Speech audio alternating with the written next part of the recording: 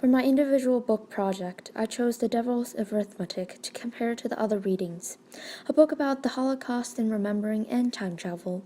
Well, I should probably just summarize this because then you wouldn't understand anything.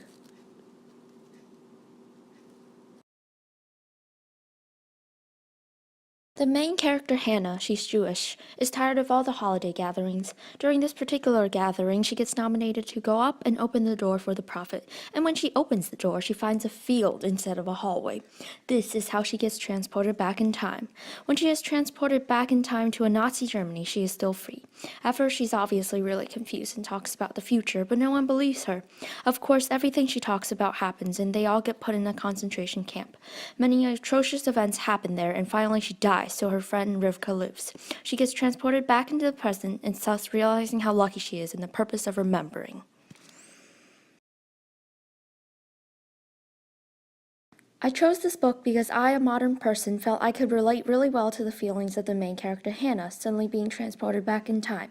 Yeah, how confusing would that be? Plus, I could totally relate to how frustrating it would be to know what would happen, but have no one believe me.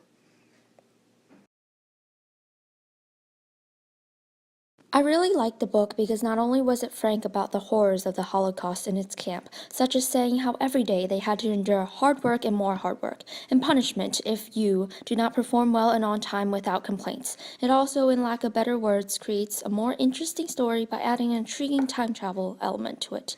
So read it, if you don't die from an overload of tests and homework. In the beginning, Hannah is very ignorant and childish, but after she experiences the horrors of the concentration camps, she realizes how lucky her old life was and becomes more mature and compassionate.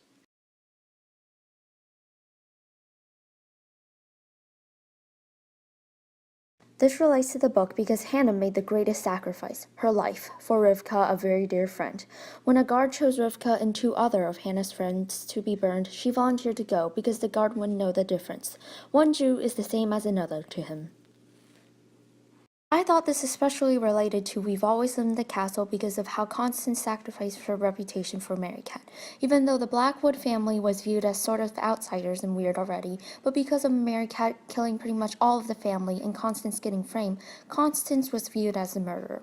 Also, she knew the whole time Merrycat murdered them, yet she let others believe it was her to protect Merrycat. The children even made up a poem about it.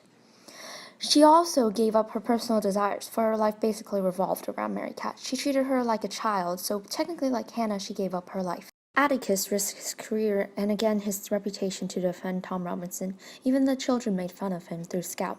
For example, Frances said that Atticus was ruining the family and such. Although his sacrifice was not as great as the others, it was still quite a sacrifice.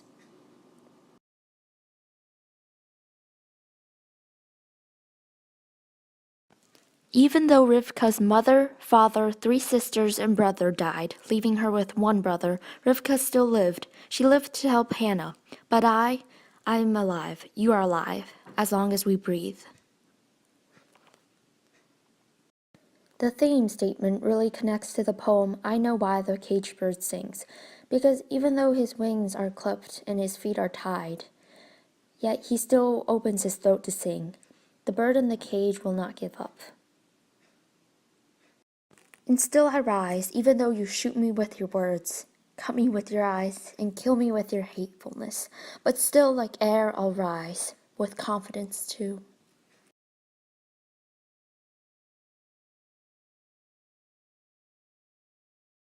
This related to the book because she didn't change her views about the holiday gatherings and remembering until she actually lived through the Holocaust.